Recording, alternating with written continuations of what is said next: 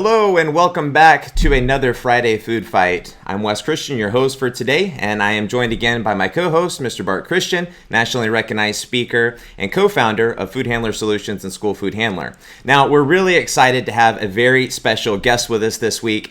We've got Mr. Reginald Ross. And Mr. Ross is the president-elect for the National School Nutrition Association. He also serves as school nutrition consultant for the North Carolina Department of Public Instruction and has dedicated his life to the service of children. Now, Reggie is an all-around wonderful guy. He loves this industry and the people in it. He is a true child nutrition superhero. And we're very excited to talk with him this week and discuss what school service might look like in our nation's schools at the beginning of the school year and how this pandemic will affect district budgets and what food service operations can do to make both their staff and customers feel safe when their classes resume again. So, without further ado, gentlemen, welcome to the show. Thank you. It's glad to be here. Reggie, I got to ask you a question. I was reading your bio, and there's a couple of things I learned off your bio that I think a lot of people don't know about you. And, I've always known you were a great guy. But reading your bio, I'm just, besides having won just about every award that you can possibly win in child nutrition, you've been a Boy Scout instructor for many, many years and one of the great organizations in our country. And you've also you're a choir director, and you actually recorded a couple of CDs. So tell us a little bit about that those two things, because I thought those were pretty cool. When I read that, I was going, "Dang, that's because I'm a novice singer, but I make a joyful noise." But you sound like you do the real thing. Okay, we'll talk about the Scouts first. I was very fortunate that at my church we have a Scout troop, and my very best friend here is the Scout Master. And in working with the Scouts at our church, he asked me if I would be responsible for doing the cooking class and the cooking test for his Scouts. So as a result of that, I got involved and I created tests for them, did special training for them. And so now I do it every year during the summer, and I test the Scouts and I do training for them. So it's a great experience having to work with them. Yeah. And now as far as the CD that was recorded, it was very interesting. My choir has been together now right at 19 years. And back around 2009, we were asked to perform for this group called Sign of the Times. Well, the director of Sign of the Times actually was the band director for James Brown. Oh, wow. And he heard us sing, and he was so impressed with the voices that we had and the sound. He said that he was going to produce a CD for us. And, I got a bunch of old crusty guys in the choir, to be perfectly honest with you. And we all looked at each other like, yeah, sure. But over the course of the next year, he actually set us up to do the recording. We practiced and came up with the songs. He worked with us. He did all of the music in the background with his band, and we actually created a CD that actually was played on the radio. Wow. Shepherding out some of the songs that we recorded. So never expected that to happen. I was just enjoying my calling as far as working with the choir, but that was just a side effect of that, and I'm very pleased and very happy, to have a permanent mark through that CD. So what are you a baritone, a tenor, a bass? No, I'm the pianist. Oh, I didn't. Well, see, that's what I didn't know. Reggie plays the piano. Oh yeah. Actually, it's interesting you ask about that, because being on the board, we'll have meetings like in the presidential suite, and in some past years, I've actually gone in and actually played music during some of our meetings during the off time. So. That is pretty awesome. That's very cool. Oh, yeah. I've been playing for a long time. I only play in church, and I love what I do, and but it's been a tremendous blessing for me. Yeah, Reggie, what made you pick up the piano, just out of curiosity? When I was very, very small, and this was like 5 or 6 years old, my mother played, not in church, but at home, and she would only play hymns. And so I would get on the piano behind her and start playing. So then I took lessons for 7 years. And then one day, my next door neighbor called and said, "Do you want to play for my choir? We'll pay you." And that's how I got started. Very cool. Very cool. I've been trying. The reason I asked is I've been trying to pick up the guitar here recently in the past 6 months, and I was debating between learning the. Well, I don't have a piano, so I was just going to learn the keyboard or the guitar, and I went the guitar route. But having never played either of them, it was a hard sell to get me to do the guitar. But my brother-in-law plays, so I was just curious to know how you got into it. Yeah, that's how I got started, and absolutely love it. I have a piano upstairs, and just absolutely love it. So I got a funny story. When I was in the band, Okay. when I was a kid, I played the saxophone. Well, I squeezed the knobs on the saxophone. And about the eighth grade, my band director, who loved me, and we had a great guy. He came in and he listened to me play one time. He was a very good saxophone player. He made me run the scales and all that. And then he put his hand on my shoulder and he said, "Have you ever considered the drums?" And, and from that point on, I've been I was a drummer, and my instrument was the cymbals. So that gives you just a little idea of how talented I am. That's too funny. Hey, now Reggie, you are the president-elect for School Nutrition Association, right? Correct. Hmm. So, with just to kind of jump into everything, with the cancellation of ANC, which very unfortunate to hear about just recently due to the pandemic. What are some of the plans that the School Nutrition Association has in place, or they're working on to really bring industry and school nutrition professionals together? Well, I guess I'd just like to highlight the fact that SNA at the national level has been incredible in making certain that we have great communication with our industry partners through either the Industry Advisory Council or our patrons. SNA has really stayed in contact with our industry partners. And what SNA is doing is through various media sources, and that includes our newsletter and through advocacy, we are constantly communicating with our industry to find out what their concerns, their needs are, how they're responding to the pandemic, how whatever issues they may have currently taking place. SNA is definitely listening. Now, we've actually had several conference calls with industry. We actually had one conference call with USDA where the industry partners got to express what their concerns were with the pandemic.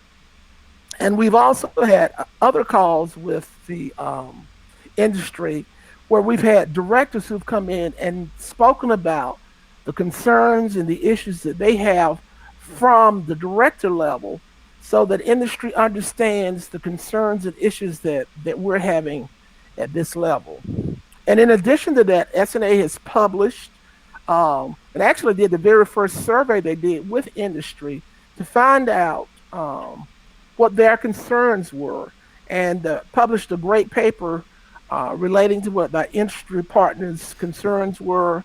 And also with the SNA magazine and the website, numerous articles are available for our industry partners so that they can receive great information on the pandemic, how we're performing, and we just continue to communicate with our industry partners so that we're all moving forward with being successful in our industry.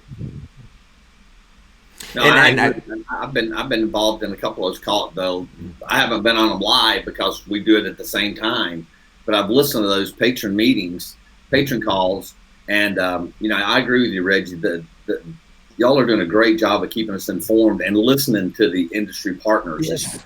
I mean, because we've never really considered our customers. We've always considered them partners.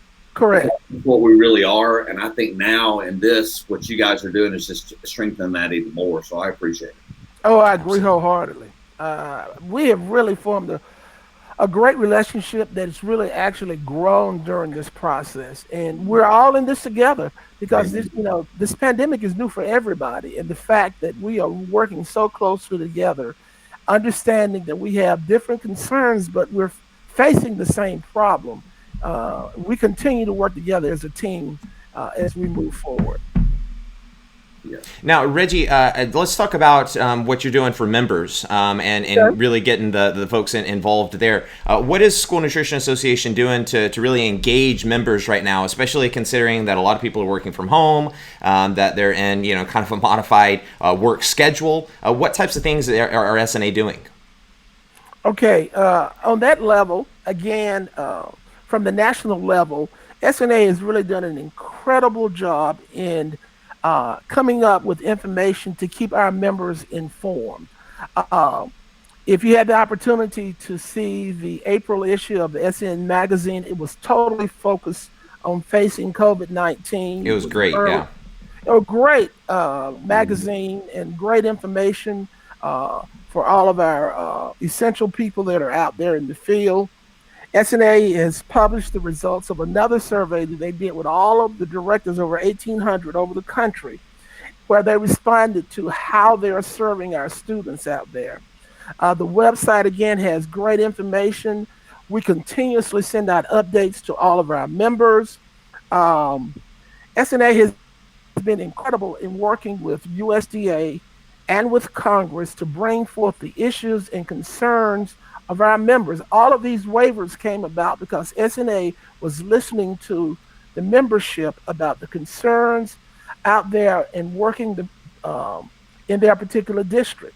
And some of the waivers that we've received have been critical to the success that we've had in feeding kids. When the pandemic first started, none of us knew exactly what was going to happen, but our people really got together and determined we have to feed hungry kids because we know there are many kids who would not get a nutritious meal unless they get it from us. And so SNA at the national level has really been there to provide information, uh, to be the advocate for school nutrition, and not just at the level of providing information. SNA is going to bat with Congress and with USDA and requesting funds because a lot of our programs have been depleted. Now what's going on and the monies they've had to spend in their programs. And so SNA is definitely talking with Congress. We actually this week this new $3 trillion package that's been proposed. We were very fortunate that my congressperson, Alma Adams, actually led the fight to add $2.6 billion for school nutrition. So those kinds of efforts happen because of SNA and the leadership that we have at SNA and the people there that are working very hard to make sure our members are kept abreast of the latest that's happening in our industry.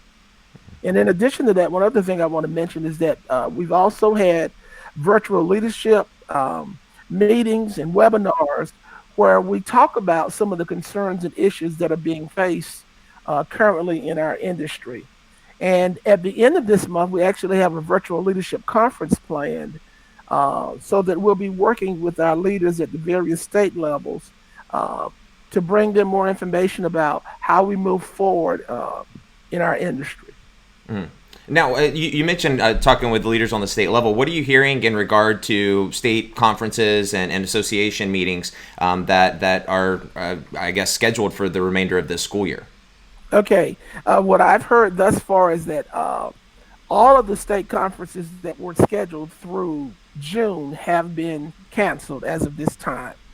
And I do want to applaud all of our state associations because this has really been a very challenging and difficult time for our state associations, um, having to face canceling their state conferences because this is really the most important time for our state conferences for their members to come together, for them to get credits and so many wonderful things that take place when they go and they fellowship together and they learn and they grow. And all of the state conferences have been canceled. Uh, but we have been in great communication with our state leaders, continue to be in communication with them. We applaud them for their efforts, and we are providing them with tools and assistance um, to assist them in keeping their members engaged and moving forward.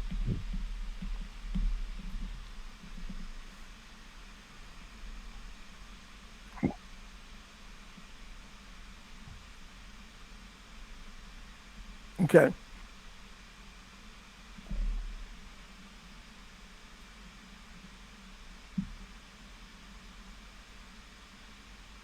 If we have it at that time of year, will they come? Will the vendors participate? It's kind of going to be this juggling act, I think, Reggie. If you, I mean, you may agree that if we have the conference and nobody comes, it's going to the financial impact of that would be huge. And what alternatives could they do? So I think everybody that not only through June, but there's people looking in the rest of the year. They're going to be contemplating whether or not they want to do it or not. Well, I think the next few months will be a growing period for everyone because no one knows what's going to happen. And, the key thing is that we communicate and work together Right. as we make our plan so that whatever plan that we come up with will be beneficial for all parties involved.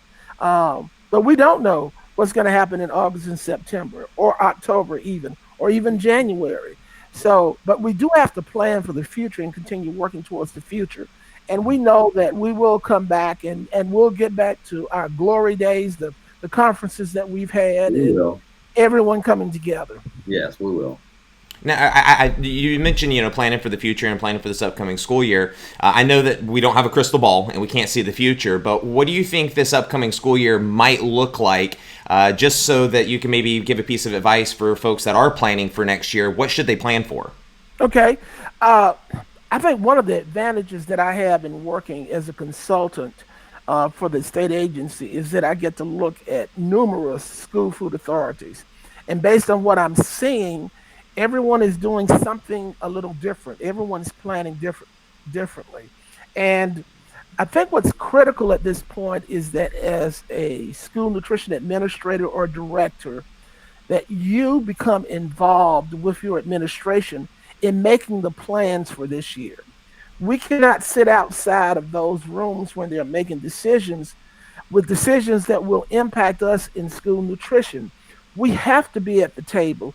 We have to provide feedback on what's going to happen with all the various scenarios that are out there. In some of my districts, I've heard all kinds of plans that are for the districts. Some are talking about having A and B days. Some students come on A days, some come on B, and like that. Some may come on ABC day, and some come on DEF day. Some may come half of the. It's all over the gamut right now. Is what I'm hearing.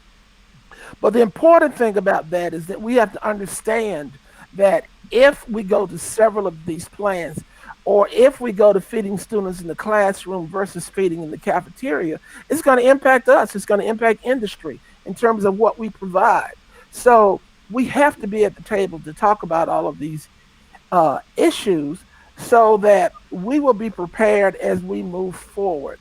And now is the time the districts are talking about what they're going to be doing in the fall. And so it's critical that we are at the table and we are communicating now so that we won't have surprises when we come to the fall. Yeah, I agree. It's all, and it is all over the place. We're seeing that here too, Reggie. But the thing that, how do you think that's going to impact participation? Oh, well, I think it's going to have a tremendous impact on our participation. I just think, for instance, if some kids come on this day, some on others, we're going to be missing out tremendously on meals served in those kinds of scenarios. What happens with students who are at home? The question becomes, well, do we send meals home for those students who are not in school on a given day? So there are a lot of concerns out there. And so that's why it's really critical for us to be communicating and finding out what's taking place. As for state agency support, we constantly work with our directors. We talk with them constantly because we want to know what's happening in their particular district.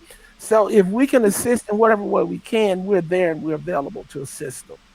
Well, Reggie, what do you think that schools can do to make their customers, the kids, and ultimately the parents feel safe again, and maybe start making some steps towards getting some of that participation back? Okay, I think first of all that we have to make certain that as far as the safety is concerned, that parents can come in and look at us and see that we've taken all the precautions that we can to make sure our environment is safe with the food that we're sending out to their students. I think there's a trust factor in that. And once they see what we've done and what we're doing, I think that will help us to increase our meal participation. But we also have to be willing to meet changes uh, and understand that school as we used to know it, where students come in, they go through the cafeteria line, by class, that may be a thing of the past. So we have to be willing to adjust to that. Whatever this new world looks like in school nutrition, we have to be willing to adjust. And it may take us some time to get there, but we have to be willing to make changes to make it work. So because we got a lot of hungry kids out there Mhm. who need to be fed. And we cannot lose sight of that vision that we need to make sure we feed hungry kids. So, and I am so happy and thrilled to see what has happened thus far is that we have really put it out on the line across the country that school nutrition is important, that we're essential, and we're working to make sure that our students are fed. Yeah, you and I both know these ladies and gentlemen are heroes in what they do every single day. Oh When I yeah, and I've said this in front of groups all over the country that I firmly believe that in many school districts heretofore before now, child nutrition was some of the most underappreciated people in the school district. Well, that has absolutely flipped because correct. now everybody knows just how critical. Everybody in the community knows how critical it is. And also another good thing I thought, Reggie, of all this is that if there you can see a positive side is that parents have gotten an opportunity to see the food that's being served in the schools. Correct. A lot of parents say, "Wow, I didn't realize that this is what was being served in the school," and I think that can be a good thing that comes out of this.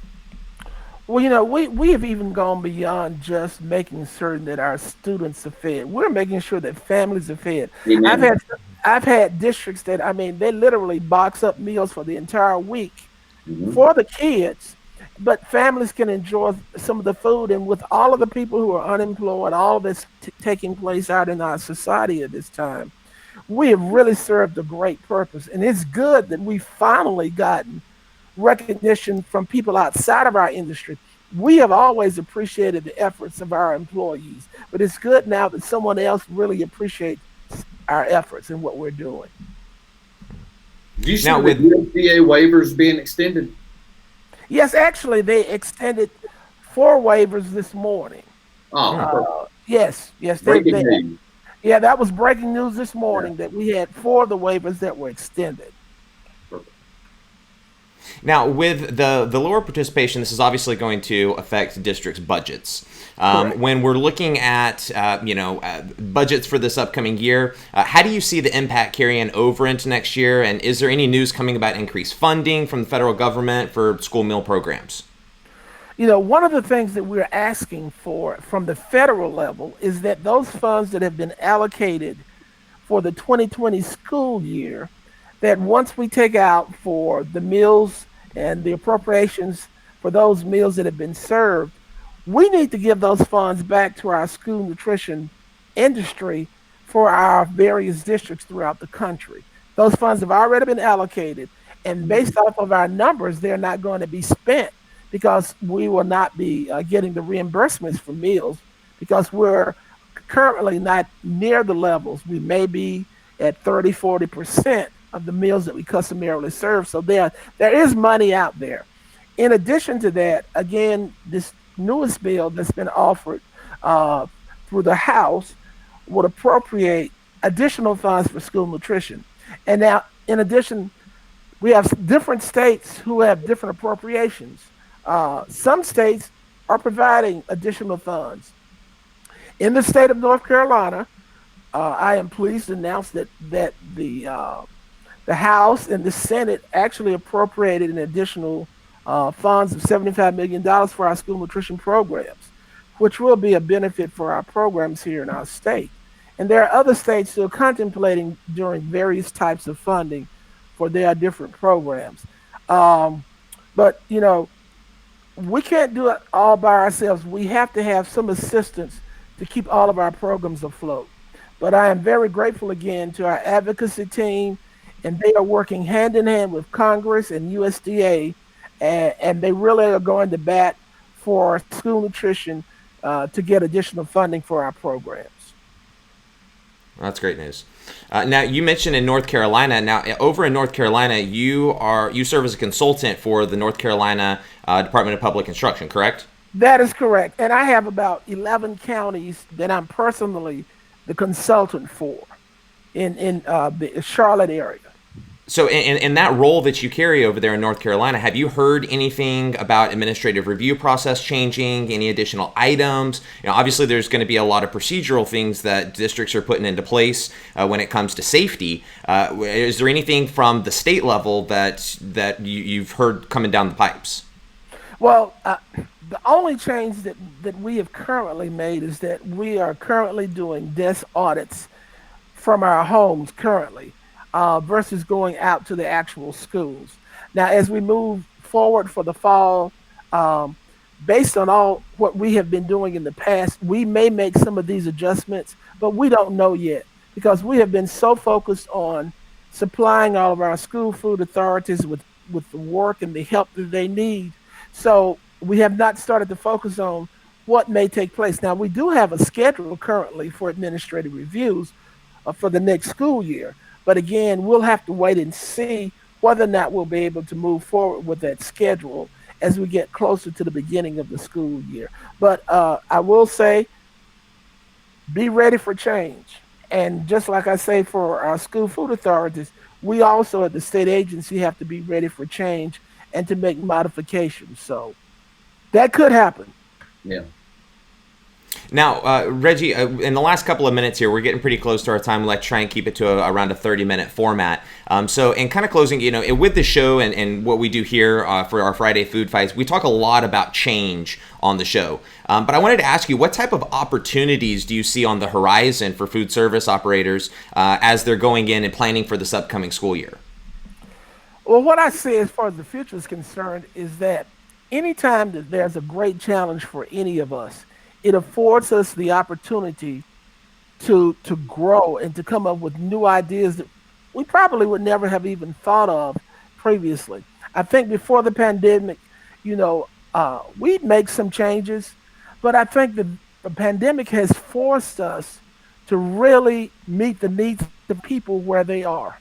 And you have seen our people rise to the occasion and not just serve individual meals. We have started to serve box meals more than one day.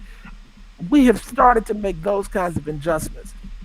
And as we move forward with these changes, on the horizon, I can see, potentially us changing the types of food, how we do it, how we package it. Those kinds of things potentially will change. I think, though, that whatever the changes are, they will be positive changes for us as an industry. Again, no one could have predicted this pandemic, but now that it's happened, we can't be stuck in the past of what we did before. We have to accept the change. We have to come up with new ideas for the future, and then we have to move forward. And it's going to take everybody. It's going to take industry. It's going to take SNA. It's going to take all of our school food authorities, the local administrations, the LEAs, all working together with one goal of feeding children. Because bottom line for all of us is feeding hungry children. And we have to do whatever we need in order to do that. Well, one of my favorite quotes is, God gives us adversity to prepare us to help the next person. And I think child nutrition has been given great adversity, but at the same time, they've been given great opportunity to show just how special and important that they really are and to help our community. Because a lot of people don't realize that, like you and I know, Reggie, that there are tens of millions of children that rely on child nutrition every single day, not only during the school year, but during the summer. And it's huge. But I got to close with one thing. And Reggie, you put on your bio one of my favorite quotes in the world. And I have posted it multiple times. I'm going to read it because I don't want to mess it up. Okay. I've learned that people will forget what you said. People will forget what you did, but people will never forget how you made them feel. And that's Maya Angelou. And Reggie, I can say this from the bottom of my heart. Every time I've ever seen you interact with people, every time I've ever seen you in a group, you have always made an effort to make everyone you talk to feel special. And I can't damn much I appreciate that. You are truly a gentleman, and it's an honor to be your friend. Well, I say the same thing. It's an honor to have met you and your son and even your family. And just grateful for those opportunities, that when we get an opportunity to get together, that we enjoy our fellowship and friendship, and just very thankful for that. Amen. Well, anything that you'd like to close with, Reggie, before we part ways? Yes, I just want to say how grateful I am to all of our school nutrition professionals, our industry, SNA, all of our members for all of the hard work that we have done to make this successful. Thank you. Continue to do the great things you are doing. You are wonderful. You are essential beyond belief, and we thank you. Amen. Absolutely. Absolutely. Amen. Well, gentlemen, thank you so much. Reggie, I really appreciate you being on the show. This has been a lot of fun. I appreciate it. We'll definitely have to have you back on in the near future. And Bart, as always, great to see you as well. And this has been another episode of Friday Food Fight. Make sure you turn in every single week right here at 12 o'clock Pacific Standard Time. Take care. We'll see you next week.